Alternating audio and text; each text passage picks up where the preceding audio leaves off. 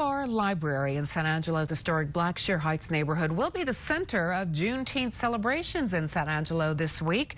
It opened in 1932, years before public school desegregation in 1958 in the Blackshear neighborhood. Today, that library is a landmark for San Angelo's African-American heritage. Haley Hinojosa has the story.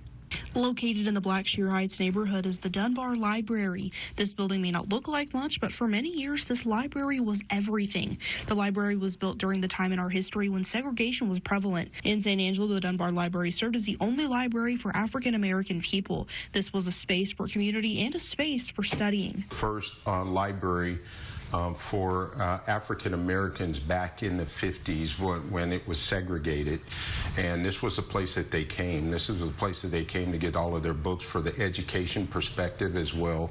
Ronnie Hawkins is on the board for the Dunbar Library and has been a part of the efforts to preserve the history between these walls. Collecting different antiquities as well as books and articles and artifacts has been something that's been going on throughout the years that we've been doing this, since 2017, really, since that time frame and even before. Back in the library's prime, Hawkins says it was filled with students who were looking to have access to learning materials they were otherwise denied. People can see what it took to continue to educate children that had not been exposed to those types of books and the information that is available. He says that on Juneteenth, the day that marks delayed freedom, the legacy that lives on inside the Dunbar Library reminds us that access and equality were never guaranteed.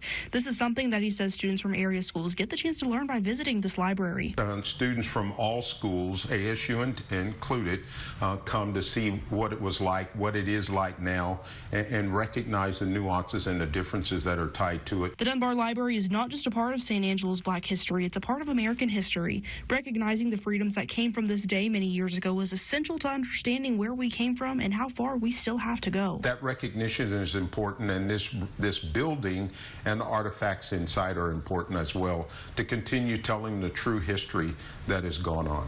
Juneteenth celebrations continue into Saturday, June 21st, with the parade starting at 9 a.m. in front of the Dunbar Library on MLK. Board members with the library will be present and handing out free books.